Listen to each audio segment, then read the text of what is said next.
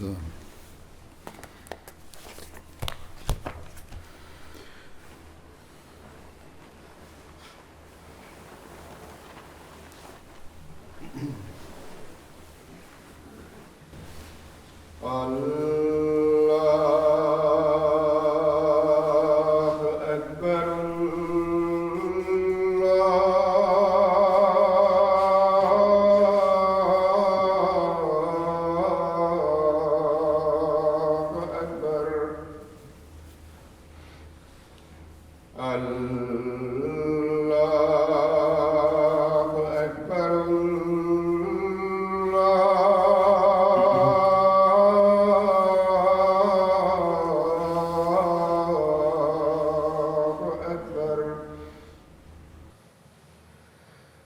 أشهد أن لا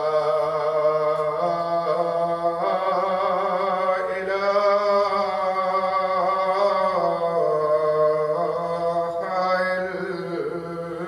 الله. أشهد أن لا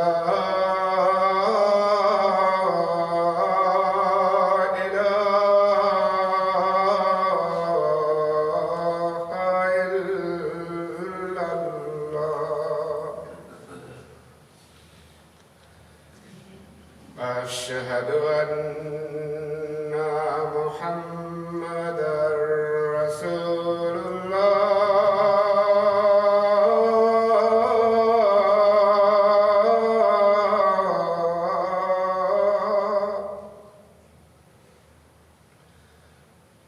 أشهد أن محمدًا رسول الله. حي على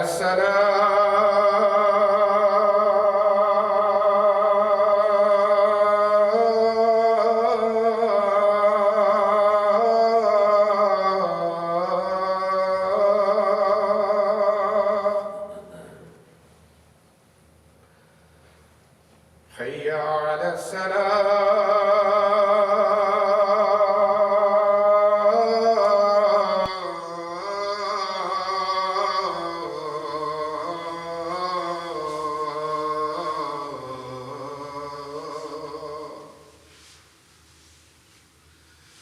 حي على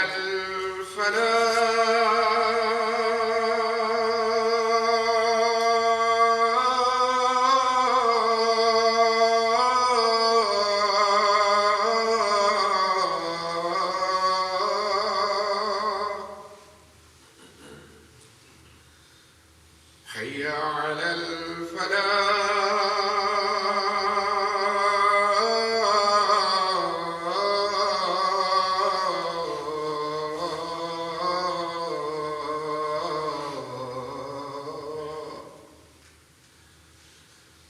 الله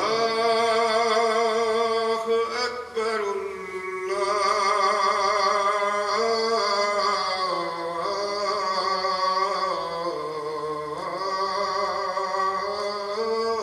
الله أكبر. لا إله إلا الله.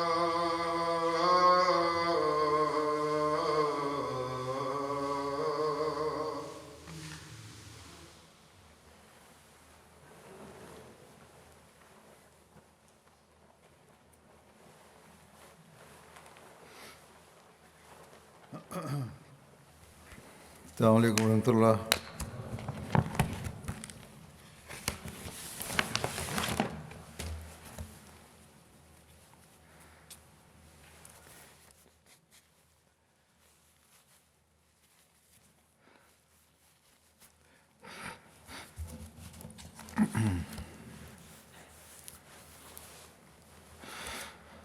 أشهد أن لا إله إلا الله وحده لا شريك له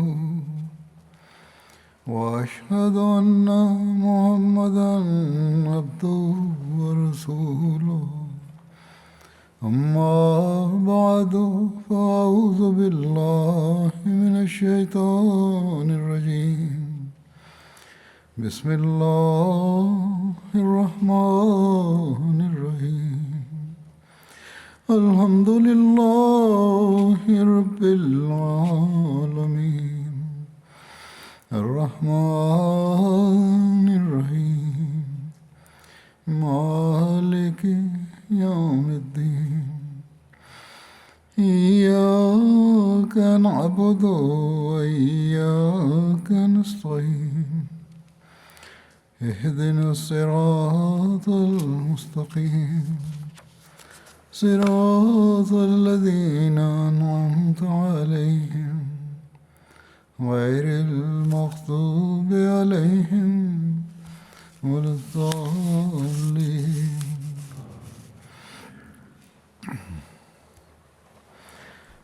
رمضان آیا اور تمام ان لوگوں پر جنہوں نے اس سے فیض پانے کی کوشش کی برکتیں بکھیرتے ہوئے گزر گیا.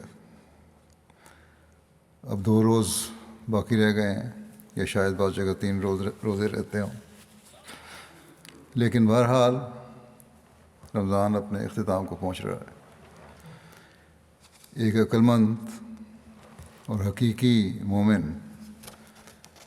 ہمیشہ یاد رکھتا ہے اور رکھنا چاہیے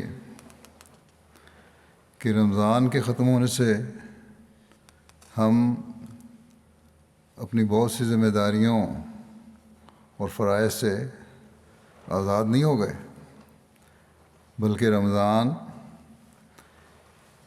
ان فرائض اور ذمہ داریوں کی ادائیگی کا حق ادا کرنے کی تربیت کر کے گیا. ان فرائض کی ادائیگی اور مستقل ادائیگی کے طریق سکھانے آیا تھا اور ان میں ترقی کی منازل کی نشاندہی کرنے آیا تھا، اور یہ سکھاتے ہوئے اپنے اختتام کو پہنچ رہا ہے. بے شک فرض روزوں کا مہینہ تو ختم ہو رہا ہے، لیکن باقی فرائض کی ادائیگی کے معیاروں کو اونچا رکھنے اور ان میں ترقی کرتے چلے جانے کا وقت شروع ہو رہا ہے. اگر ہم اس حقیقت کو بھول گئے کہ رمضان کے بعد ہم نے اپنے فرائض اور حقوق کی ادائیگی کے معیاروں کو کس طرح قائم رکھنا ہے،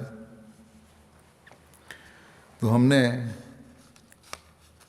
اپنا رمضان اس طرح نہیں گزارا جس طرح آن حضرت صلی اللہ علیہ وسلم نے فرمایا تھا. ایک حدیث میں آتا ہے آن حضرت صلی اللہ علیہ وسلم نے فرمایا کہ 5 نمازیں، ایک جمعہ دوسرے جمعہ تک اور ایک رمضان دوسرے رمضان تک اپنے مابین سرزد ہونے والے گناہوں کا کفارہ بن جاتے ہیں، بشرطے کہ کبیرہ گناہوں سے اجتناب کیا جائے. واضح یہاں ہو کہ اگر انسان اپنی چھوٹی چھوٹی گناہوں اور غلطیوں کی نشاندہی نہیں کرتا، ان سے بچنے کی کوشش نہیں کرتا اور ان پہ سرزد ہونے پہ توبہ استغفار نہیں کرتا، تو وہی کبیرہ گناہ بن جاتے ہیں. بس یہاں مراد یہ ہے کہ انسان ہر وقت اللہ تعالیٰ کا خوف دل میں رکھے، استغفار کرتا رہے تاکہ ان چیزوں سے بچتا رہے. بس اگر ہم ایک رمضان کو دوسرے رمضان کے ساتھ نیکیاں کرتے ہوئے اور اپنے فرائض کی ادائیگی کرتے ہوئے، اپنے حق ادا کرتے ہوئے، جو عبادتوں کے بھی حق ہیں اور لوگوں کے بھی حق ہیں، سال کے باقی مہینے نہیں گزارتے تو ہم نے رمضان سے بھرپور فائدہ نہیں اٹھایا. ہماری خوش قسمتی ہے کہ حضرت مسیح موعود علیہ السلام نے ہر معاملے میں بڑی کھول کر ہماری رہنمائی فرمائی، بار بار مسلسل ہمیں نصیحت فرمائی کہ اپنی عبادتوں کی بھی حق ادا کرو اور بندوں کے بھی حق ادا کرو۔ اپنی زندگیاں گزارنے کے لیے ایک لائحہ عمل ہمیں دے دیا۔ اگر ہم اس لائحہ عمل کو اپنی زندگیوں کا حصہ بنا لیں، اس طریق کے مطابق اپنی زندگیاں گزارنے کی کوشش کریں، تو یقیناً ہم ان راستوں پر چلنے والے بن جائیں گے جو نیکیوں میں بڑھنے اور ترقی کرنے کے راستے ہیں، جو ایک رمضان سے دوسرے رمضان کو ملانے کے راستے ہیں،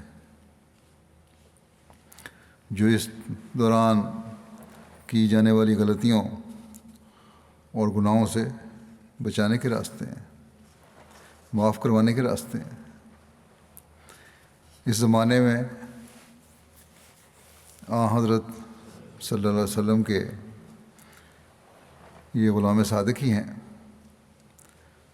جو ہمیں اسلام کی حقیقی تعلیم کے مطابق اپنی زندگیاں گزارنے کی بار بار تلقین فرماتے ہیں اور کھول کر بیان فرماتے ہیں کہ اگر اللہ تعالیٰ کے فضلوں کے مستقل وارث بننا ہے تو ان پر عمل کرو۔ بس آپ کی نصائح میں سے چند نصائح میں سے بیان کروں گا۔ رمضان میں ہماری عبادت کی طرف توجہ پیدا ہوتی ہے، فرض نمازیں اور نوافل ہم خاص اہتمام سے ادا کرنے کی کوشش کرتے ہیں، لیکن نمازوں کی فرضیت کوئی خاص مہینہ اور کسی خاص وقت کے لیے مخصوص نہیں ہے، بلکہ دن میں 5 نمازیں اپنے مقررہ وقت پر سال کے 12 مہینوں میں ادا کرنی ضروری ہیں۔ حضرت صلی اللہ علیہ وسلم نے اس بارے میں مومنوں کو بار بار توجہ دلائی۔ آپ نے ایک موقع پر فرمایا کہ نماز کو چھوڑنا انسان کو کفر اور شرک کے قریب کر دیتا ہے۔ پھر آپ صلی اللہ علیہ وسلم فرماتے ہیں کہ قیامت کے دن سب سے پہلے جس چیز کا بندوں سے حساب لیا جائے گا وہ نماز ہے۔ اگر یہ حساب ٹھیک رہا تو وہ کامیاب ہو گیا اور نجات پا گیا۔ بس یہ اہمیت ہے نماز کی، کسی خاص مہینے کے لیے مخصوص نہیں، بلکہ دن میں 5 نمازوں کی طرف توجہ دلائی گئی ہے۔ حضرت مسیح علیہ السلام نے نمازوں کی اہمیت کی ہمیں بار بار تلقین کی اور نصیحت فرمائی اور کھول کر بیان فرمایا کہ نماز کیا ہے، کس طرح ادا کرنی چاہیے، کس طرح ہم نماز سے لذت اٹھا سکتے ہیں اور اس لذت اٹھانے کی کوشش بھی کرنی چاہیے۔ ایسی نمازیں ہوں جو اللہ تعالیٰ سے محبت میں بڑھانے والی ہوں، یہ نہیں کہ جب ضرورت ہوئی، کوئی دنیاوی مسئلہ پیش ہوا، جو جائے نماز بچھائی یا مسجد میں چلے گئے اور تھوڑی سی گریہ زاری کر لی، رو لیے، دعائیں کر لیں، جب مسئلہ حل ہو گیا تو پھر بھول گئے، یا صرف رمضان میں ہی توجہ کر لی نمازوں کی طرف پھر بھول گئے، یا وہ توجہ نہیں رہی جو ہونی چاہیے تھی۔ اگر یہ ہو تو پھر نہ نمازیں گناہوں سے معاف کرنے والی ہوتی ہیں، نہ جمعہ اور نہ روزے، جیسا کہ حدیث میں بیان ہوا جو میں نے پیش کی۔ حضرت مسیح علیہ السلام نے اس بات کی وضاحت فرماتے ہوئے کہ نماز کیا ہے فرمایا، یہ ایک خاص دعا ہے، مگر لوگ اس کو بادشاہوں کا ٹیکس سمجھتے ہیں، مجبوری سے پڑھنی ہے۔ نادان اتنا نہیں جانتے کہ بھلا خدا تعالیٰ کو ان باتوں کی کیا حاجت ہے، اس کے غنائے ذاتی کو اس بات کی کیا حاجت ہے کہ انسان دعا، تسبیح اور تحلیل میں مصروف رہے، بلکہ اس میں انسان کا اپنا ہی فائدہ ہے کہ وہ اس طریق پر اپنے مطلب کو پہنچ جاتا ہے۔ فرمایا کہ مجھے یہ دیکھ کر بہت افسوس ہوتا ہے کہ آج کل عبادات اور تقوی اور دینداری سے محبت نہیں ہے۔ یہ تو محبت کی باتیں ہیں، محبت ہو تو صحیح طرح ادائیگی ہوتی ہے ان فرائض کی۔ اس کی وجہ ایک عام زہریلا اثر رسم کا ہے۔ اسی وجہ سے اللہ تعالیٰ کی محبت سرد ہو رہی ہے، رسموں میں انسان زیادہ پڑ گیا، اور عبادت میں جس قسم کا مزہ آنا چاہیے وہ مزہ نہیں آتا۔ دنیا میں کوئی ایسی چیز نہیں جس میں لذت اور ایک خاص حظ اللہ تعالیٰ نے نہ رکھا ہو۔ جس طرح پر ایک مریض ایک عمدہ سے عمدہ خوش ذائقہ چیز کا مزہ نہیں اٹھا سکتا اور وہ اسے تلخ یا بالکل پھیکا سمجھتا ہے، دوائیاں کھا کے یا مرض کی وجہ سے منہ بکبکا ہو جاتا ہے، مزہ ہی نہیں آتا کسی چیز کا، مریض انکار کر دیتے ہیں کھانے سے یا برائیاں نکالنے لگ جاتے ہیں کھانے میں۔ فرمایا کہ اسی طرح وہ لوگ جو عبادت الہی میں حاضر لذت نہیں پاتے وہ بھی بیماروں کی طرح ہیں، ان کو اپنی بیماری کی فکر کرنی چاہیے، کیونکہ جیسا میں نے ابھی کہا ہے دنیا میں کوئی ایسی چیز نہیں ہے جس میں خدا تعالیٰ نے کوئی نہ کوئی لذت نہ رکھی ہو۔ اللہ تعالیٰ نے بنی نوع انسان کو عبادت کے لیے پیدا کیا، تو پھر کیا وجہ ہے کہ اس عبادت میں اس کے لیے لذت اور سرور نہ ہو؟ فرمایا کہ لذت اور سرور تو ہے، یہ نہیں کہ نہیں ہے، مگر اس سے حظ اٹھانے والا بھی تو کوئی ہو۔ اللہ تعالیٰ فرماتا ہے وَمَا خَلَقْتُ الْجِنَّ وَالْإِنسَ إِلَّا لِيَعْبُدُونِ، کہ اب انسان جب کہ عبادت ہی کے لیے پیدا ہوا ہے تو ضروری ہے کہ عبادت میں لذت اور سرور بھی درجہ غایت کا رکھا ہو، ضرور رکھا ہونا چاہیے اس درجے کا جس کے لیے پیدا کیا گیا ہے۔ اس بات کو ہم اپنے روزمرہ کے مشاہدے اور تجربے سے بھی خوب سمجھ سکتے ہیں۔ فرمایا کہ مثلاً دیکھو، اناج اور تمام خوردنی اور نشیدنی اشیاء انسان کے لیے پیدا ہوئی ہیں، سب کھانے والی چیزیں انسان کے لیے پیدا ہوئی ہیں، تو کیا ان میں وہ ایک لذت اور حظ نہیں پاتا؟ کیا اس ذائقے، مزے اور احساس کے لیے اس کے منہ میں زبان موجود نہیں؟ کیا وہ خوبصورت اشیاء دیکھ کر نباتات ہوں یا جمادات، حیوانات ہوں یا انسان حظ نہیں پاتا؟ کیا دل خوش کن اور سریلی آوازوں سے ان کے کان محظوظ نہیں ہوتے؟ پھر کیا کوئی دلیل اور بھی اس امر کے ثابت کرنے کے لیے مطلوب ہے کہ عبادت میں لذت نہیں؟ ہر چیز میں لذت ہے اور اسے حاضر اٹھاتا ہے انسان، تو پھر عبادت میں کیوں نہیں؟ فرمایا کہ خوب سمجھ لو کہ عبادت بھی کوئی بوجھ اور ٹیکس نہیں ہے، اس میں بھی ایک لذت اور سرور ہے، اور یہ لذت اور سرور دنیا کی تمام لذتوں اور تمام حظوظ نفس سے بالاتر اور بلندتر ہے۔ فرمایا جیسے ایک مریض کسی عمدہ سے عمدہ خوش ذائقہ غذا کی لذت سے محروم ہے، اسی طرح پر ہاں ٹھیک ایسا ہی وہ کم بخت انسان ہے جو عبادت الہی سے لذت نہیں پاتا، اس کی حالت بھی مریضوں والی ہے۔ اپنے مرض کا علاج کرو، فکر کرو، بس اس نقطے کو سمجھنے کی ضرورت ہے کہ لذت کس طرح حاصل کرنے کی کوشش کی جائے۔ جس چیز کا انسان کو ادراک ہی نہیں، پتہ ہی نہیں، اس کی لذت کس طرح حاصل کر سکتا ہے؟ جس کی تمام حصیں ہی مر گئی ہوں، وہ کس طرح اس نعمت، کسی نعمت اور اس کی لذت سے فائدہ اٹھا سکتا ہے اور حظ محسوس کر سکتا ہے؟ کیونکہ دنیا داری میں اگر انسان پڑ جائے، فکر ہی نہ ہو ان چیزوں کی، تو مریض بن گئے۔ اس کے حال کا بھی آپ نے طریقہ بیان کیا ہے۔ فرماتے ہیں کہ میں دیکھتا ہوں کہ لوگ نمازوں میں غافل اور سست اس لیے ہوتے ہیں ان کو اس لذت اور سرور سے اطلاع نہیں جو اللہ تعالیٰ نے نماز کے اندر رکھا ہے، اور بڑی بھاری وجہ اس کی یہی ہے کہ اس کو پتہ نہیں ہے۔ پھر شہروں اور گاؤں میں تو اور بھی سستی اور غفلت ہوتی ہے۔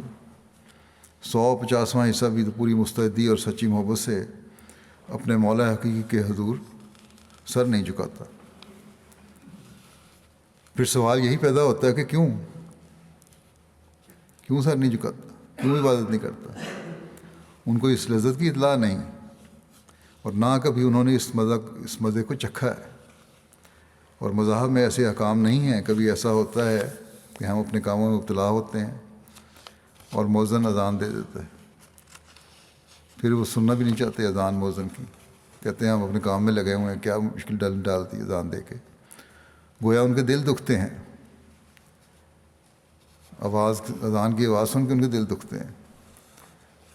کہ بعض لوگوں کو یہ بھی کہتے ہیں دکھاوے کے لیے نماز پڑھنے جانا پڑے گا یا دکان بند کرنی پڑے گی۔ یہ لوگ بہت ہی قابل رحم ہیں۔ بعض لوگ یہاں بھی ایسے ہیں کہ ان کی دکانیں دیکھو تو مسجدوں کے نیچے ہیں، مگر کبھی جا کر کھڑے بھی تو نہیں ہوتے مسجد میں۔ بس میں یہ کہنا چاہتا ہوں کہ خدا تعالیٰ سے نہایت سوز اور جوش کے ساتھ یہ دعا مانگنی چاہیے کہ جس طرح پھلوں اور اشیاء کی طرح طرح کی لذتیں عطا کی ہیں، نماز اور عبادت کا بھی ایک بار مزہ چکھا دے۔ یہ دعا بھی اللہ تعالیٰ سے کرنے کی ضرورت ہے، تبھی لذت آئے گی کہ اللہ تعالیٰ نماز کا مزہ چکھا دے، اور جب مزہ ایک دفعہ انسان کو آ جاتا ہے تو پھر اس کی لذت کا بھی پتہ لگ جاتا ہے، پھر اس سے توجہ بھی کرتا ہے۔ دیکھو اگر کوئی شخص کسی خوبصورت کو ایک سرور کے ساتھ دیکھتا ہے تو اسے خوب یاد رہتا ہے، اور پھر اگر کسی بد شکل اور مکروہ حیت کو دیکھتا ہے تو اس کی ساری حالت باعتبار اس کے مجسم ہو کر سامنے آ جاتی ہے۔ ہاں اگر کوئی تعلق نہ ہو تو کچھ یاد نہیں رہتا۔ اسی طرح بے نمازوں کے نزدیک نماز ایک تاوان ہے کہ ناحق صبح اٹھ کر سردی میں وضو کر کے خواب راحت چھوڑ کر کئی قسم کی آسائشوں کو کھو کر پڑھنی پڑتی ہے۔ اصل بات یہ ہے کہ اسے بیزاری ہے، وہ اس کو سمجھ نہیں سکتا اس لذت اور راحت سے جو نماز میں ہے۔ کہنے کو تو مومن اور مسلمان ہے، لیکن اصل میں ایک بیزاری ہے دل میں جس کو سمجھ نہیں سکتا۔ اس نماز کے مقابلے میں اس کو راحت میں زیادہ لذت آ رہی ہے، نیند اور سونے میں زیادہ لذت آ رہی ہے۔ فرمایا اس کو اطلاع نہیں ہے، پھر نماز میں لذت کیوں کر حاصل ہو؟ میں دیکھتا ہوں کہ ایک شرابی اور نشے باز انسان کو جب سرور نہیں آتا تو پے در پے پیالے پیتا جاتا ہے، یہاں تک کہ اس کو ایک قسم کا نشہ آ جاتا ہے۔ دانش مند اور بزرگ انسان اس سے فائدہ اٹھا سکتا ہے، اور وہ یہ کس طرح فائدہ اٹھائے؟ اس نے شرابی کے نشہ کرنے والے کے نشے سے کیا فائدہ اٹھا سکتا ہے؟ اس طرح اٹھا سکتا ہے اگر مخلص مومن ہے کہ نماز پر دوام کرے، نماز پر مستقل مزاجی سے پڑھتا چلا جائے اور پڑھتا جاوے یہاں تک کہ اس کو سرور آ جاوے۔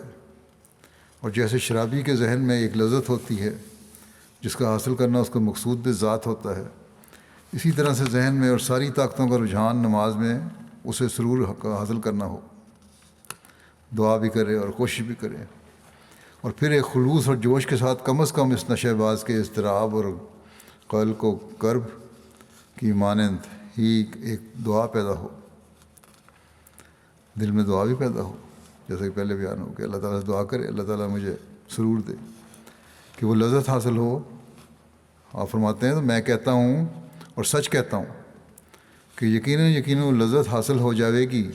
اگر اس درد سے دعا ہوگی تو لذت بھی حاصل ہو جائے گی۔ پھر نماز پڑھتے وقت اس مفاد کا حاصل کرنا بھی ملحوظ ہو جو اس سے ہوتے ہیں، اور احسان پیش نظر رہے۔ فرمایا کہ ان الحسنات یذہبن السیئات، اللہ تعالیٰ فرماتا ہے ان الحسنات یذہبن السیئات کہ نیکیاں بدیوں کو زائل کر دیتی ہیں۔ بس ان حسنات کو اور لذات کو دل میں رکھ کر دعا کرے کہ وہ نماز جو کہ صدیقوں اور محسنوں کی ہے وہ نصیب کرے۔ یہ جو فرمایا ہے ان الحسنات یذہبن السیئات، یعنی نیکیاں یا نماز بدیوں کو دور کرتی ہے،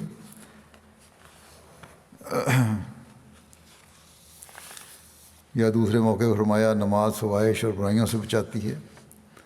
اور ہم دیکھتے ہیں کہ بعض لوگ باوجود نماز پڑھنے کے پھر بدیاں کرتے ہیں۔ اس کا جواب یہ ہے کہ وہ نمازیں پڑھتے ہیں مگر نہ روح اور راستی کے ساتھ۔ اگر کوئی اثر نہیں ہو رہا تو مطلب یہ ہے کہ وہ نمازیں تو پڑھتے ہیں مگر روح اور راستی کے ساتھ نہیں، وہ صرف رسم اور عادت کے طور پر ٹکرے مارتے ہیں، ان کی روح مردہ ہے۔ اللہ تعالیٰ نے ان کا نام حسنات نہیں رکھا۔ ایسی نمازیں جو ہیں وہ حسنات میں شمار نہیں ہوتی۔ یہاں بھی حسنات کا لفظ رکھا، الصلاۃ کا لفظ نہیں رکھا، باوجود ہے کہ معنی وہی ہیں۔ اس کی وجہ یہ ہے کہ تا نماز کی خوبی اور حسن و جمال کی طرف اشارہ کرے کہ وہ نماز بدیوں کو دور کرتی ہے، جو اپنے اندر ایک سچائی کی روح رکھتی ہے اور فیض کی تاثیر اس میں موجود ہے۔ وہ نماز یقیناً برائیوں کو دور کرتی ہے۔ نماز نشست و برخاست کا نام نہیں ہے، اٹھنے بیٹھنے کا نام نہیں ہے۔ نماز کا مغز اور روح وہ دعا ہے جو ایک لذت اور سرور اپنے اندر رکھتی ہے۔ بس اس لذت اور سرور کو حاصل کرنے کے لیے اور اس بیماری سے باہر نکلنے کے لیے بھی دعا ضروری ہے۔ صرف اپنی دنیاوی خواہشات کو پورا کرنے کی دعا نہ ہو، بلکہ اس کے لیے بھی دعا ہو۔ جس طرح بیماری سے صحتیاب ہونے کے لیے انسان ہر ہیلہ استعمال کرتا ہے، علاج بھی کرتا ہے، دعا بھی کرتا ہے، اسی طرح اس کے لیے بھی کرے۔ پھر آپ فرماتے ہیں نصیحت کرتے ہوئے کہ نماز کو اس طرح پڑھو جس طرح رسول اللہ صلی اللہ علیہ وسلم پڑھتے تھے، البتہ اپنی حاجتوں اور مطالب کو مسنون اذکار کے بعد اپنی زبان میں بے شک ادا کرو اور خدا تعالیٰ سے مانگو، اس میں کوئی حرج نہیں ہے۔ اس سے نماز ہرگز ضائع نہیں ہوتی۔ آج کل لوگوں نے نماز کو خراب کر رکھا ہے۔ نمازیں کیا پڑھتے ہیں، ٹکرے مارتے ہیں۔ نماز تو بہت جلد فارغ مرغ کی طرح ٹھونگے مار کر پڑھ لیتے ہیں اور پیچھے دعا کے لیے بیٹھے رہتے ہیں۔ ہمارے خاص طور پہ ایشیا میں، ہندوستان پاکستان میں یہی رواج ہے۔ نماز کو جلدی پڑھی اور اس کے بعد ہاتھ اٹھا کے دعا کرنے لگ گئے۔ فرمایا کہ نماز کا اصل مغز اور روح تو دعا ہی ہے۔ نماز سے نکل کر دعا کرنے سے وہ اصل مطلب کہاں حاصل ہو سکتا ہے؟ اسی طرح ہے جس طرح ایک شخص بادشاہ کے دربار میں جائے اور اس کو اپنا عرض حال کرنے کا موقع بھی ہو، لیکن اس وقت تو وہ کچھ نہ کہے، لیکن جب دربار سے باہر آ جائے تو اپنی درخواست پیش کرے۔ کیا فائدہ ہوگا اس وقت؟ ایسا ہی حال ان لوگوں کا ہے جو نماز میں خشوع و خضوع کے ساتھ دعائیں نہیں مانگتے۔ تم کو جو دعائیں کرنی ہوں نماز میں کر لیا کرو اور پورے آداب و دعا کو ملحوظ رکھو۔ نماز پڑھنے کا طریق حضرت صلی اللہ علیہ وسلم نے ہمیں کس طرح سکھایا۔ ایک روایت میں آتا ہے کہ ایک شخص آیا اور اس نے نماز پڑھی اور حضرت صلی اللہ علیہ وسلم کی خدمت میں آ کے سلام کیا۔ آپ نے فرمایا جاؤ اور دوبارہ نماز پڑھو۔ آپ اسے دیکھ رہے تھے، مسجد میں بیٹھے ہوئے تھے، مجلس لگی ہوئی تھی۔ اس طرح 3 مرتبہ اس سے نماز پڑھوائی تو آخر اس نے عرض کی یا رسول اللہ صلی اللہ علیہ وسلم، میں اس سے بہتر نماز نہیں پڑھ سکتا، اس لیے آپ ہی اب مجھے صحیح طریقے بتا دیں کس طرح نماز پڑھنی ہے۔ اس پر آپ نے فرمایا کہ جب تم نماز پڑھنے کے لیے کھڑے ہو جاؤ تو تکبیر کہو، پھر حسب توفیق قرآن پڑھو، سورہ فاتحہ بھی کے ساتھ قرآن پڑھو، پھر پورے اطمینان کے ساتھ رکوع کرو۔ یہ نہیں کہ ذرا سے جھکے اور کھڑے ہو گئے، پورے اطمینان کے ساتھ رکوع کرو، پھر سیدھے کھڑے ہو جاؤ، پھر پورے اطمینان کے ساتھ سجدہ کرو اور پھر سجدے سے اٹھ کر پوری طرح بیٹھو۔ بعض لوگ صرف سجدہ کے لیے بیچ میں 2 سجدوں کے درمیان اٹھتے ہیں اور پھر سارے فوراً دوبارہ سجدے میں چلے جاتے ہیں۔ فرمایا پوری طرح بیٹھو، اس کے بعد دوسرا سجدہ کرو۔ اس طرح ساری نماز ٹھہر ٹھہر کر سنوار کر ادا کرو۔ بعض لوگ پوچھتے ہیں کہ سنوار کر نمازیں کس طرح پڑھی جاتی ہیں؟ تو یہ ہے سنوار کر نماز پڑھنے کا طریقہ کہ ٹھہر ٹھہر کر پورا وقت ہر جو حرکت ہے نماز کی اس کو دے کے پورا وقت دے کر آرام سے پڑھے۔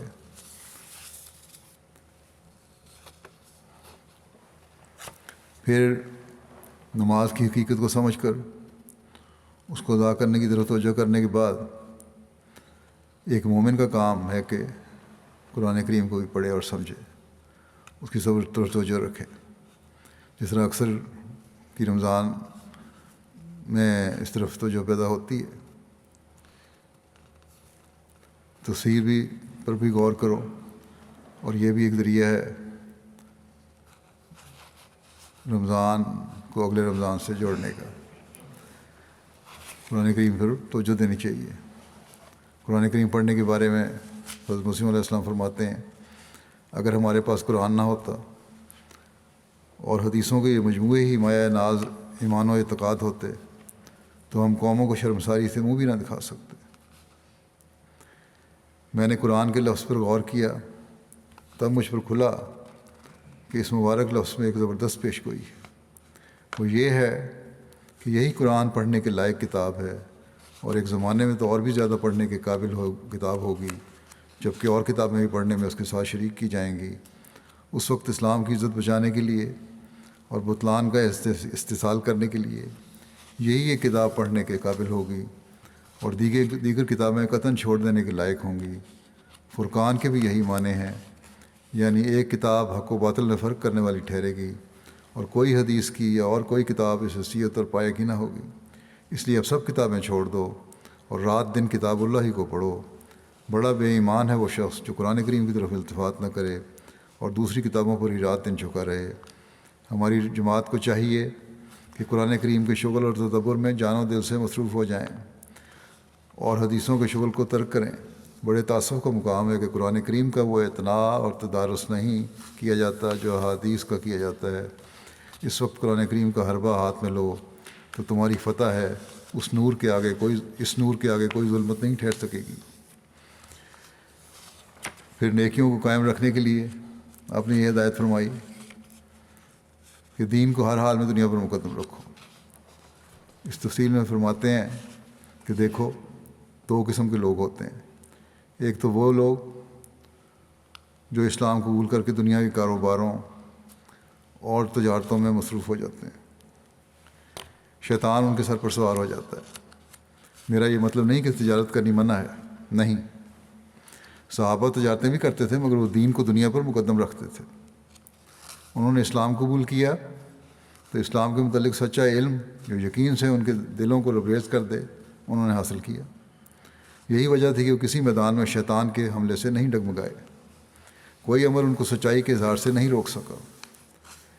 میرا مطلب صرف یہ ہے کہ جو بالکل دنیا ہی کے بندے اور غلام ہو جاتے ہیں، گویا دنیا کے پرستار ہو جاتے ہیں، ایسے لوگوں پر شیطان اپنا غلبہ اور قابو پا لیتا ہے۔ دوسرے وہ لوگ ہوتے ہیں جو دین کی ترقی کی فکر کرتے ہیں، فکر میں ہوتے ہیں۔ یہ وہ گروہ ہوتے ہیں جو حزب اللہ کہلاتے ہیں، اور جو شیطان اور اس کے لشکر پر فتح پاتا ہے۔ مال چونکہ تجارت سے بڑھتا ہے، اس لیے خدا تعالیٰ نے بھی طلب دین اور ترقی دین کی خواہش کو ایک تجارت ہی قرار دیا ہے۔ دین بھی کو حاصل کرنا بھی اللہ تعالیٰ نے فرمایا ایک تجارت ہے۔ چنانچہ فرماتا ہے، حل ادلکم علی تجارت تنجیکم من عذاب علیم، کہ بس کیا میں تمہیں ایک ایسی تجارت مطلع کروں جو تمہیں ایک دردناک عذاب سے نجات دے دے۔ فرمایا سب سے عمدہ تجارت دین کی ہے جو دردناک عذاب سے نجات دیتی ہے۔ بس میں بھی خدا تعالیٰ کے انہی الفاظ میں تمہیں یہ کہتا ہوں کہ حل ادلکم علی تجارت تنجیکم من عذاب علیم۔ آپ نے فرمایا کہ یہ جو دینی ترقی اور شوق کو کم کرتے ہیں، مجھے اندیشہ ہے کہ شیطان ان پر قابو نہ پا لے۔ کبھی سست نہ ہونی چاہیے، اس لیے سستی نہیں ہونی چاہیے، اس لیے ہر ایک امر کو سمجھ نہ آئے آپ نے فرمایا پوچھنا چاہیے تاکہ معرفت میں زیادتی ہو۔ پوچھنا حرام نہیں ہے، سمجھ نہیں آئی پوچھو، سوال ضرور اٹھنا چاہیے۔ آپ نے فرمایا کہ عملی ترقی کے لیے بھی پوچھنا چاہیے، ضروری ہے عملی ترقی کے لیے۔ بس دین کو مقدم، دنیا پر مقدم رکھنے کے لیے جہاں ایمان میں مضبوطی ضروری ہے، وہاں علمی اور عملی ترقی بھی ضروری ہے، اور اس کے لیے کوشش بھی کرنی چاہیے۔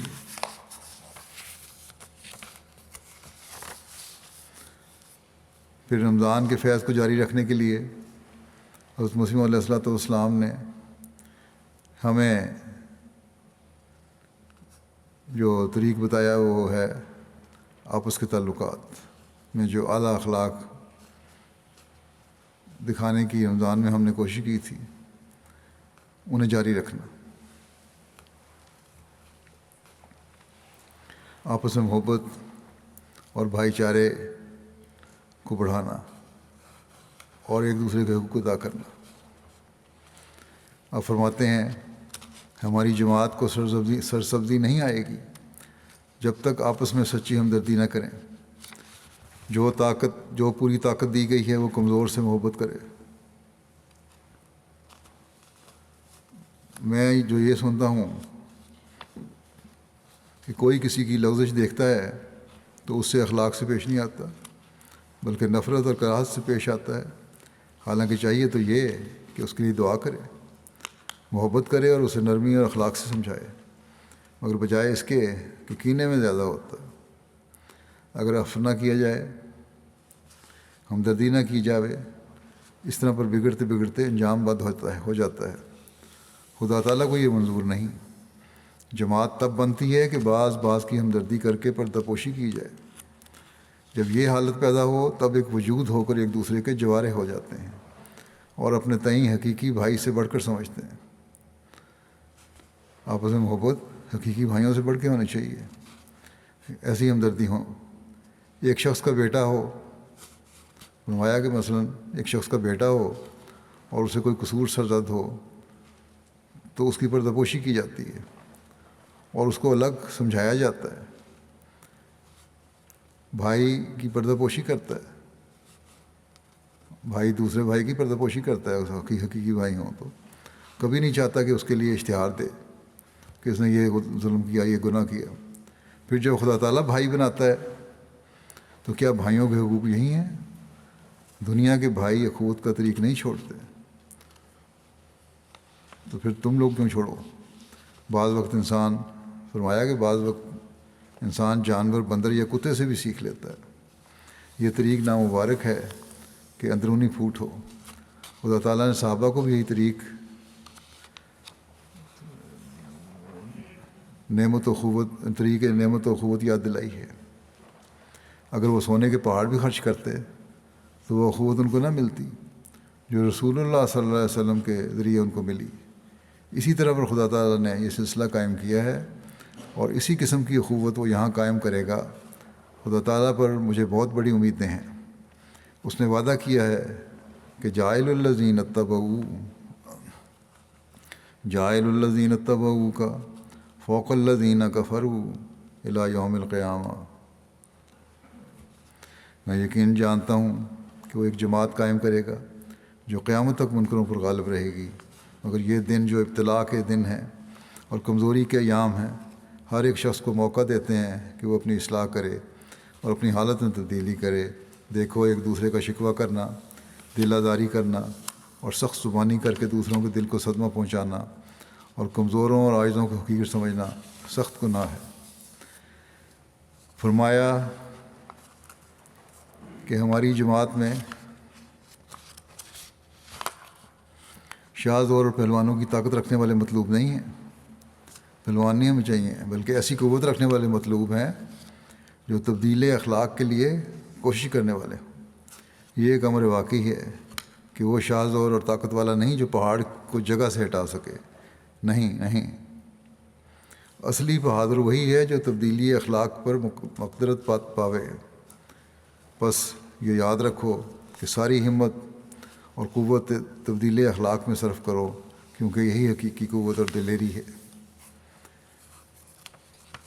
آپس میں محبت اور پیار اور ایک دوسرے کا حق ادا کرنے، عاجزی اور مسکینی زندگی گزارنے کے بارے میں آپ فرماتے ہیں کہ اہل تقویٰ کے لیے شرط ہے کہ وہ اپنی زندگی غربت اور مسکینی میں بسر کریں۔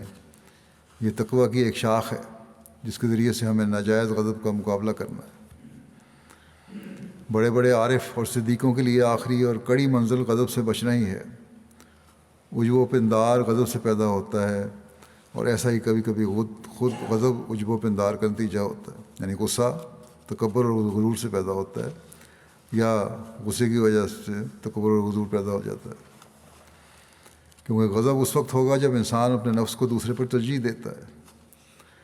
میں نہیں چاہتا کہ میری جماعت والے آپس میں ایک دوسرے کو چھوٹا یا بڑا سمجھیں، یا ایک دوسرے پر غرور کریں، یا نظر استخفاف سے دیکھیں۔ خدا جانتا ہے کہ بڑا کون ہے یا چھوٹا کون ہے۔ یہ ایک قسم کی تحقیر ہے جس کے اندر حقارت ہے۔ ڈر ہے کہ یہ حقارت بیج کی طرح بڑھے اور اس کی ہلاکت کا باعث ہوئے ہوئے۔ بعض آدمی بڑوں کو مل کر بڑے ادب سے پیش آتے ہیں، لیکن بڑا وہ ہے جو مسکین کی بات کو مسکینی سے سنے، اس کی دلجوئی کرے، اس کی بات کی عزت کرے، کوئی چڑ کی بات منہ پر نہ لاوے کہ جس سے دکھ پہنچے۔ خاص طور پر بڑوں کو، عہدیداروں کو بھی اس بات کا خیال رکھنا چاہیے کہ ہر شخص سے جس سے وہ بات کرتے ہیں بڑے آرام سے اور پیار سے اور محبت سے کیا کریں۔ خدا تعالیٰ فرماتا ہے وَلَا تَنَابَزُوا بِالْأَلْقَابِ وَلَا تَنَابَزُوا بِالْأَلْقَابِ بِئْسَ الْاسْمُ الْفُسُوقُ بَعْدَ الْإِیمَانِ وَمَن لَّمْ یَتُبْ فَأُولَٰئِکَ هُمُ الظَّالِمُونَ۔ تم ایک دوسرے کا چڑھ کر نام نہ لو، یہ فعل فسق، فساق و فجار کا ہے۔ جو شخص کسی کو چڑھاتا ہے وہ نہ مرے گا جب تک وہ خود اسی طرح مبتلا نہ ہوگا۔ اپنے بھائیوں کو حقیر نہ سمجھو۔ جب ایک ہی چشمہ سے کل پانی پیتے ہو تو کون جانتا ہے کہ کس کی قسمت میں زیادہ پانی پینا ہے۔ مکرم و معظم کوئی دنیاوی اصولوں سے نہیں ہو سکتا۔ خدا تعالیٰ کے نزدیک بڑا وہی ہے جو متقی ہے۔ اِنَّ اکرمکم عند اللہ اتقاکم ان اللہ علیم خبیر۔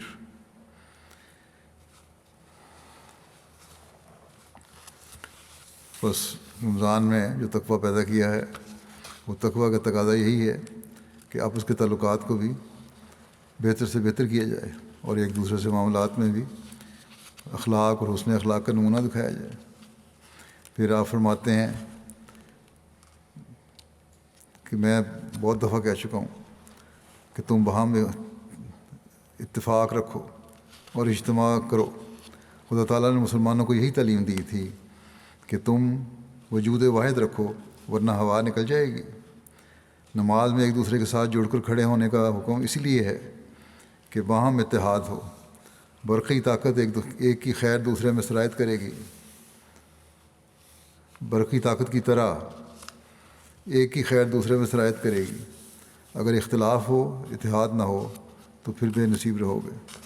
آج کل کے حالات کی وجہ سے اگر ایک فاصلہ دیا جاتا ہے تو یہ ضرورت کی وجہ سے ہے۔ اس کو بچے بھی اور بعض دوسرے بھی یہ نہ سمجھ لیں کہ یہ مستقل چیز بن گئی ہے۔ حالات ٹھیک ہو رہے ہیں آہستہ آہستہ، فاصلے بھی کم ہو رہے ہیں اور انشاءاللہ نارمل حالات بھی آ جائیں گے۔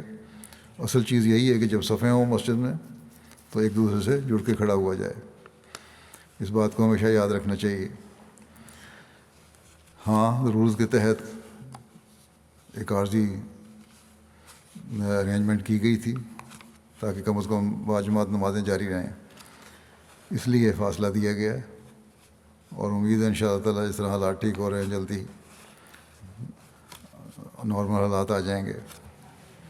بہرحال فرماتے ہیں کہ رسول اللہ صلی اللہ علیہ وسلم نے فرمایا کہ آپس میں محبت کرو اور ایک دوسرے کے لیے غائبانہ دعا کرو۔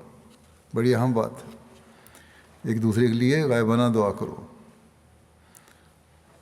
چاہے تمہیں کہتا ہے کوئی دعا کے لیے نہیں کہتا، جانتے یا نہیں جانتے، عمومی طور پر جماعت کے افراد ایک دوسرے کے لیے یا جماعت کے لیے میں اصل جماعت دعا کریں تو یہ بہت بڑی نیکی ہے۔ فرمایا کہ اگر ایک شخص غائبانہ دعا کرے تو فرشتہ کہتا ہے کہ تیرے لیے بھی ایسا ہی ہو۔ کیسی اعلیٰ درجہ کی بات ہے کہ اگر انسان کی دعا منظور نہ ہو تو فرشتے کی تو منظور ہوتی ہے۔ میں نصیحت کرتا ہوں کہ اور کہنا چاہتا ہوں کہ آپس میں اختلاف نہ ہو، فرمایا میں دو ہی مسئلے لے کر آیا ہوں، اول خدا کی توحید اختیار کرو، دوسرے آپس میں محبت اور ہمدردی ظاہر کرو، وہ نمونے دکھلاؤ کہ غیروں کے لیے کرامت ہو۔ یہی دلیل تھی جو صحابہ میں پیدا ہوئی تھی۔ کنتم اعداء فالف بین قلوبکم، کہ تم ایک دوسرے کے دشمن تھے تو اس نے تمہارے دلوں کو آپس میں باندھ دیا۔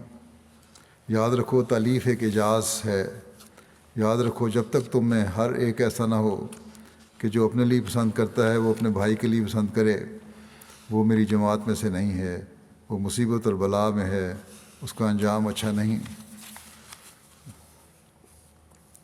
پھر خدا تعالیٰ کی سے محبت کی طرف توجہ دلاتے ہوئے آپ نے فرمایا خدا کے ساتھ محبت کرنے سے کیا مراد ہے؟ یہی کہ اپنے والدین، جورو، اپنی اولاد، اپنے نفس، غرض ہر چیز پر اللہ تعالیٰ کی رضا کو مقدم کر لیا جاوے۔ چنانچہ قرآن شریف میں آیا ہے فَاذْكُرُوا اللَّهَ كَذِكْرِكُمْ فَاذْكُرُوا اللَّهَ كَذِكْرِكُمْ آبَاءَكُمْ او اشد ذکرا، یعنی اللہ تعالیٰ کو ایسا یاد کرو کہ جیسا تم اپنے باپوں کو یاد کرتے ہو، بلکہ اس سے بھی زیادہ اور سخت درجے کی محبت کے ساتھ یاد کرو۔ فرمایا کہ اصل توحید کو قائم کرنے کے لیے ضروری ہے کہ خدا تعالیٰ کی محبت سے پورا حصہ لو، اور یہ محبت ثابت نہیں ہو سکتی جب تک عملی حصے میں کامل نہ ہو۔ عملی طور پر بھی محبت کرنی ہوگی، اظہار کرنا ہوگا، میری زبان سے ثابت نہیں ہوتی۔ اگر کوئی مصری کا نام لیتا رہے تو کبھی نہیں ہو سکتا ہے وہ شیریں کام ہو جائے، اس کا منہ میٹھا نہیں ہو جاتا۔ اگر صرف چینی کا نام لے لے، شوگر کا نام لے لے تو میٹھا ہو جائے گا، نہیں۔ یا اگر زبان سے کسی کی دوستی کا اعتراف ہو، اقرار کرے، مگر مصیبت اور وقت پڑنے پر اس کی امداد اور دستگیری سے پہلو تہی کرے تو وہ دوست صادق نہیں ٹھہر سکتا۔ اسی طرح پر اگر خدا تعالیٰ کی توحید کا نیرا زبانی ہی اقرار ہو اور اس کے ساتھ محبت کا بھی زبانی ہی اقرار موجود ہو تو تو کچھ فائدہ نہیں، بلکہ یہ حصہ زبانی اقرار کی بجائے عملی حصے کو زیادہ چاہتا ہے۔ اس سے یہ مطلب نہیں کہ زبانی اقرار کوئی چیز نہیں ہے، نہیں، میری غرض یہ ہے کہ زبانی اقرار کے ساتھ عملی تصدیق لازمی ہے۔ اس لیے ضروری ہے کہ خدا کی راہ میں اپنی زندگی وقف کرو، اور یہی اسلام ہے، یہی وہ غرض ہے جس کے لیے مجھے بھیجا گیا ہے۔ بس جو اس وقت اس چشمے کے نزدیک نہیں آتا جو خدا تعالیٰ نے اس غرض کے لیے جاری کیا ہے، وہ یقیناً بے نصیب رہتا ہے۔ اگر کچھ لینا ہے اور مقصد کو حاصل کرنا ہے تو طالب صادق کو چاہیے کہ وہ چشمے کی طرف بڑھے اور آگے قدم رکھے، اور اس چشمہ جاری کے کنارے اپنا منہ رکھ دے۔ اور یہ ہو نہیں سکتا جب تک خدا تعالیٰ کے سامنے غیریت کا چولا اتار کر آستانہ ربوبیت پر نہ گر جاوے، اور یہ عہد نہ کر لے کہ خواہ دنیا کی وجاہت جاتی رہے اور مصیبتوں کے پہاڑ ٹوٹ پڑیں تو بھی خدا کو نہیں چھوڑے گا، اور خدا تعالیٰ کی راہ میں ہر قسم کی قربانی کے لیے تیار رہے گا۔ ابراہیم علیہ السلام کا یہی عظیم الشان اخلاص تھا کہ بیٹے کی قربانی کے لیے تیار ہو گیا۔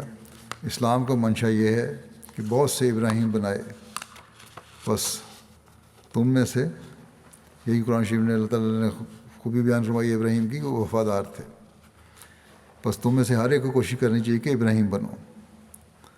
تمہیں سچ سچ کہتا ہوں کہ ولی پرست نہ بنو بلکہ ولی بنو، اور پیر پرست نہ بنو بلکہ پیر بنو۔ تم ان راہوں سے آؤ، پیر بن کے، یہ نہیں کہ پیروں کی طرح نخوت اور تکبر پیدا ہو جائے، بلکہ عاجزی انکساری پیدا کرو، وفاداری پیدا کرو، یہ مراد ہے اس سے۔ آج کل کے پیروں کی طرح دنیا داری کا اظہار نہیں ہے اس سے مراد۔ فرمایا کہ بے شک وہ تنگ راہیں ہیں، تم ان راہوں سے آؤ، بے شک وہ تنگ راہیں ہیں، لیکن ان سے داخل ہو کر راحت اور آرام ملتا ہے، مگر یہ ضروری ہے کہ اس دروازے سے بالکل ہلکے ہو کر گزرنا پڑے گا۔ اگر بہت بڑی گٹھڑی سر پر ہو تو مشکل ہے۔ اگر گزرنا چاہتے ہو تو اس گٹھڑی کو، جو دنیا کے تعلقات اور دنیا کو دین پر مقدم کرنے کی گٹھڑی ہے، پھینک دو۔ ہماری جماعت خدا کو خوش کرنا چاہتی ہے تو اس کو چاہیے کہ اس کو پھینک دے۔ تم یقیناً یاد رکھو کہ اگر تم میں وفاداری اور اخلاص نہ ہو تو تم جھوٹے ٹھہرو گے اور خدا تعالیٰ کے حضور راست باز نہیں بن سکتے۔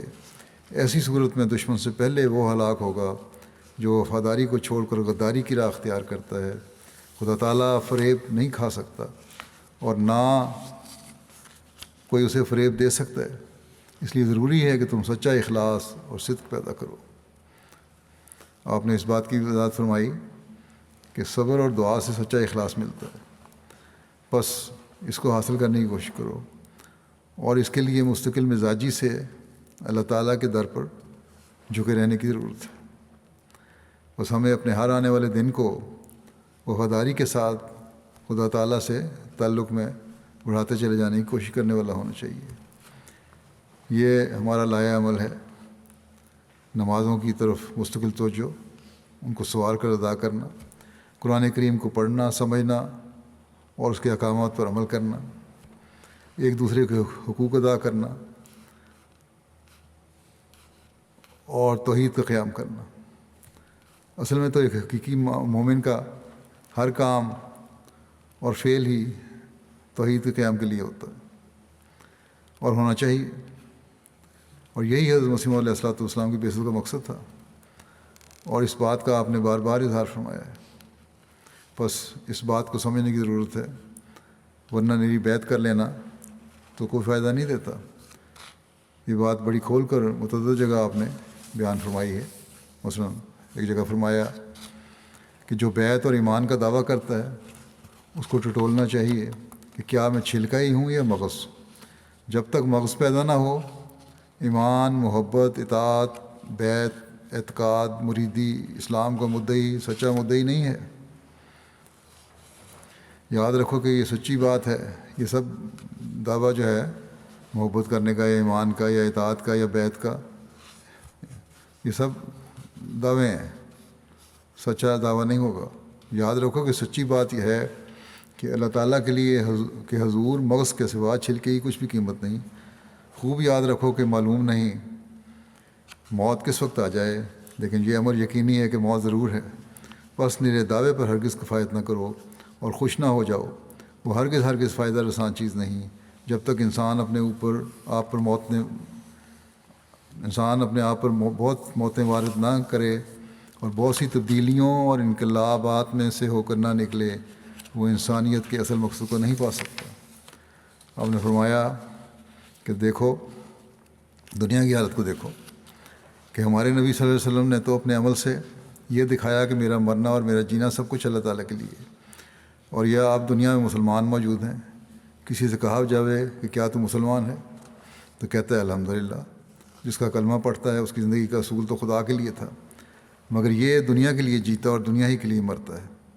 عام مسلمان اس وقت تک غرغرہ شروع ہو جائے، جب موت آتی ہے اس وقت اللہ یاد آتا ہے، دنیا ہی اس کا مقصود اور محبوب اور مطلوب رہتی ہے۔ پھر کیوں کر کہہ سکتا ہے کہ میں رسول اللہ صلی اللہ علیہ وسلم کی اتباع کرتا ہوں؟ یہ بڑی غور طلب بات ہے، اس کو سرسری نہ سمجھو۔ مسلمان بننا آسان نہیں ہے۔ رسول اللہ صلی اللہ علیہ وسلم کی اطاعت اور اسلام کا نمونہ جب تک اپنے اندر پیدا نہ کرو، مطمئن نہ ہو، یہ صرف چھلکا ہی چھلکا ہے۔ اگر بدون اتباع مسلمان کہلاتے ہو، اگر آپ صلی اللہ علیہ وسلم کی اتباع کے بغیر مسلمان کہلاتے ہو تو پھر یہ تو کوئی بات نہیں، چھلکا ہے صرف۔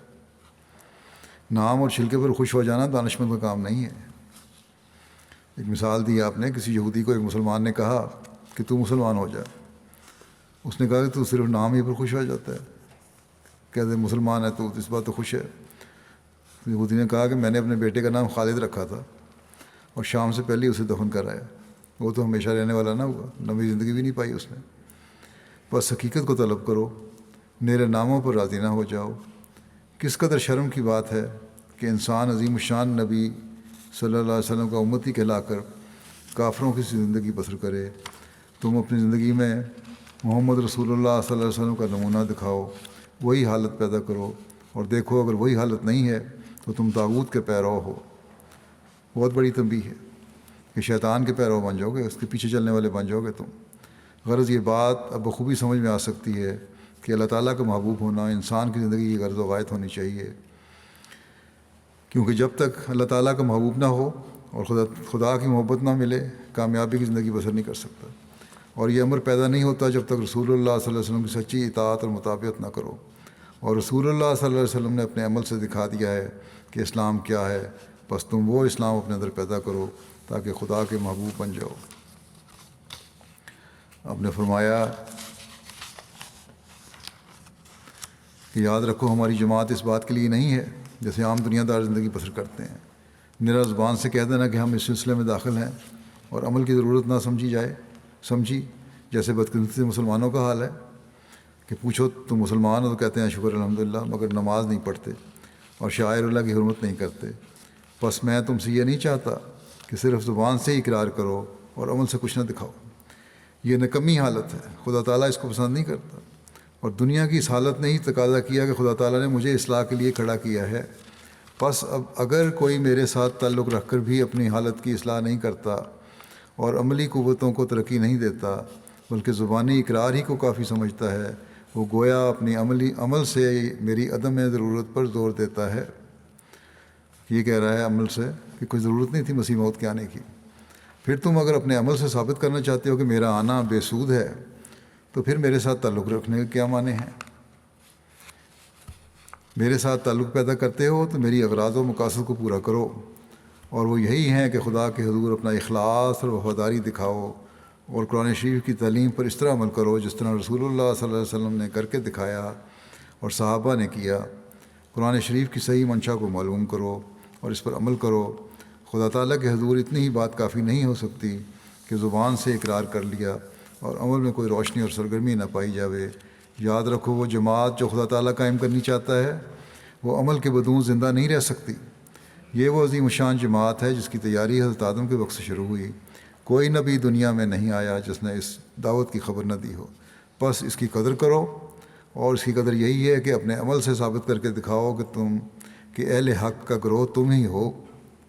بس یہ ثابت کرنا ہوگا۔ بس اگر ہم نے حضرت مسیح علیہ السلام کی بیعت اس یقین کے ساتھ کی ہے کہ آپ وہی مسیح و مہدی ہیں جن کے آنے کی پیشگوئی حضرت صلی اللہ علیہ وسلم نے فرمائی تھی، تو ہمیں اپنے اندر ایک پاک تبدیلی پیدا کرنی ہوگی، ایک انقلاب پیدا کرنا ہوگا، دنیا کے لیے ایک نمونہ بننا ہوگا، حقوق اللہ اور حقوق العباد کی ادائیگی کے معیار قائم کرنے ہوں گے۔ رمضان میں جو ہم نے تربیت حاصل کی ہے اس کو سال کے باقی مہینوں میں بھی جاری رکھنا ہوگا۔ یہ جو حضرت مسیح علیہ السلام کے الفاظ میں ایک لائے عمل میں نے سامنے رکھا ہے، اس پر عمل کرنے کی بھی بھرپور کوشش کرنی ہوگی۔ اپنی نمازوں کو سنوار کر ادا کرنا ہوگا، قرآن کریم پر عمل کرنا ہوگا، ایک دوسرے کے حقوق ادا کرنے ہوں گے، توحید کے قیام کے لیے ہر قربانی دینی ہوگی، تبھی ہم بیعت کا حق ادا کرنے والے ہوں گے۔ اللہ تعالیٰ ہمیں اس کی توفیق عطا فرمائے۔ دعائیں بھی کریں، دنیا کے لیے بھی دعائیں کریں، دنیا کے حالات بہتر ہوں۔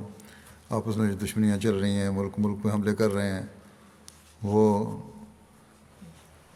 عقل کے ناخن لیں اور ان چیزوں سے باز آ جائیں، ورنہ دنیا تباہی کی طرف جا رہی ہے بہت زیادہ، اور اپنے پیدا کرنے والے خدا کو یہ پہچان لیں تو تبھی اس سے نکل سکتے ہیں۔ اسی طرح اسیران، احمدی اسیران جو ہیں ان کے لیے دعا کریں، پاکستان میں احمدیوں کے جو حالات ہیں ان کے لیے دعا کریں، دنیا کے بعض اور ممالک میں حالات ہیں ان کے لیے دعا کریں، افغانستان کے اسیران ہیں ان کے لیے دعا کریں، الجزائر کے اسیران ہیں ان کے لیے دعا کریں۔ پاکستان میں تو قانون کی وجہ سے ان کی ہر جگہ، اور پھر یہ کہ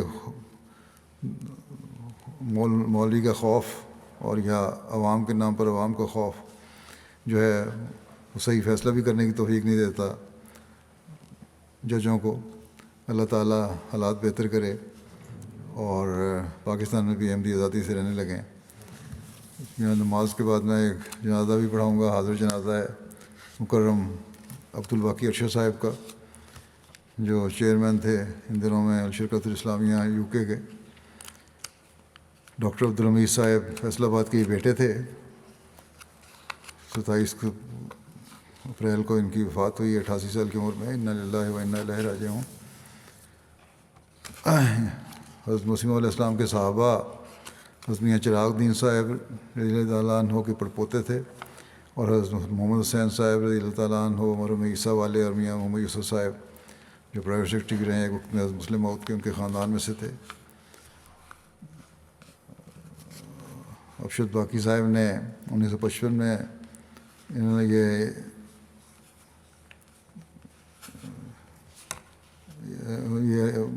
1955 میں یہ انگلستان آئے اور یہاں الیکٹریکل انجینئرنگ کی مسجد فضل میں ہی رہتے تھے اپنی اہلیہ کے ساتھ. پھر 1963 میں ملازمت کے لیے سعودی عرب چلے گئے، 72 تک وہاں رہے. سعودی عرب میں قیام کے دوران آپ کو حج اور عمرہ پہ آنے والے احمدیوں کی خدمت کرنے کی بھی توفیق ملے، جن میں بعض صحابہ بھی شامل تھے. سعودی عرب میں قیام کے دوران احمدی ہونے کی وجہ سے اسیر رائے معلیٰ ہونے کی سعادت بھی ان کو ملی. ان کو حکومت کی طرف سے آفر ہوئی کہ احمدیت سے انکار کر دیں تو ٹھیک ہے، رہائی ہو جائے گی. آپ نے اسیری برداشت کر لی لیکن احمدیت چھوڑنے سے انکار کر دیا. بہرحال 1972 میں ان کو ملک سے نکال دیا گیا. پھر آپ یو کے آ گئے. آخری سانس تک انہوں نے یہاں آنے کے بعد جماعت کی خدمت کی توفیق پائی، مختلف عہدوں پر کام کیا. خلیفۃ مسیح رابع نے جو ہجرت کی ہے تو ان کو لینے کے لیے ہالینڈ بھی گئے تھے، پھر وہ ہالینڈ سے یہاں یو کے ان کے ساتھ ہی آئے تھے. سیکٹری جداد کے طور پر یو کے میں ان کو کام کی توفیق ملی. اسلام آباد کی زمین جو خریدی گئی ہے اس میں بھی ان کا کافی کردار تھا. نائب امیر یو کے طور پر خدمت کی توفیق ملی.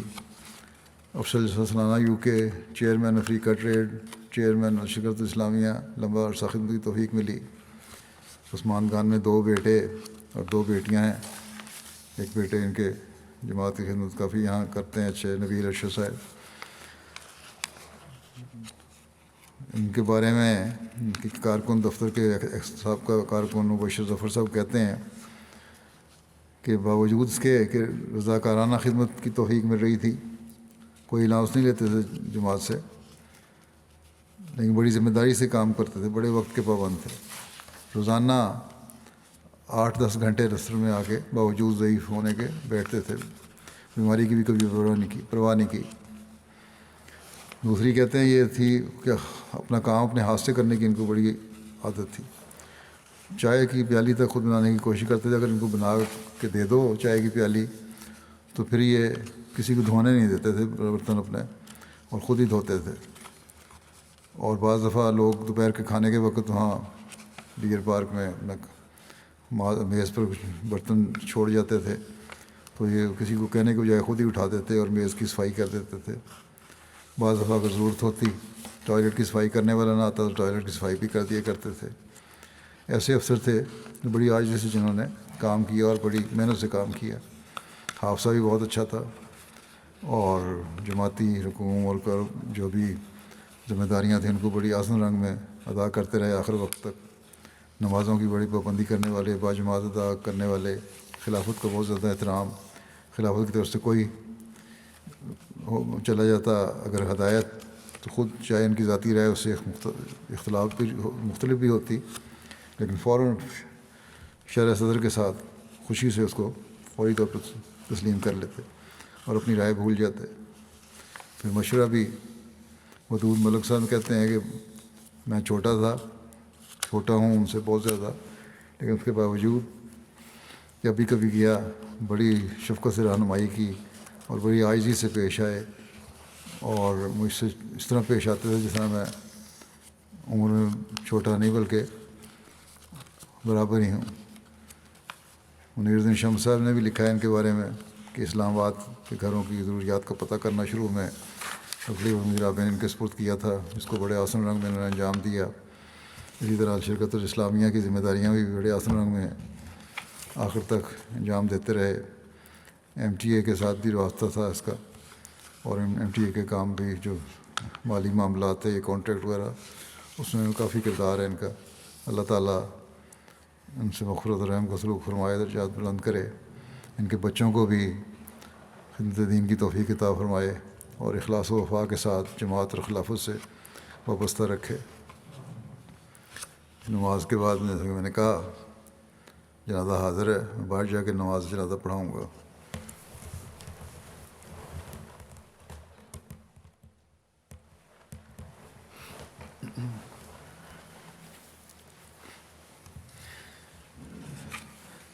الحمد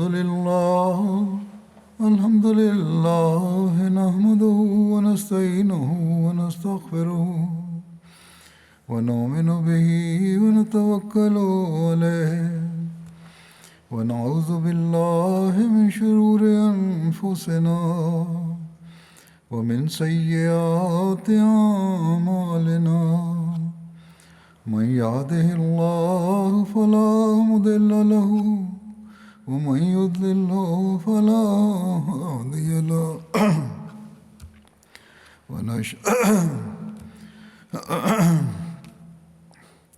ونشهد أن لا إله إلا الله ونشهد أن محمدا عبده ورسوله عباد الله رحمكم الله إن الله يأمر بالعدل والإحسان وإيتاء ذي القربى وينهى عن الفحشاء والمنكر والبغي يعظكم لعلكم تذكرون اذكروا الله يذكركم وادعوه يستجب لكم ولذكر الله أكبر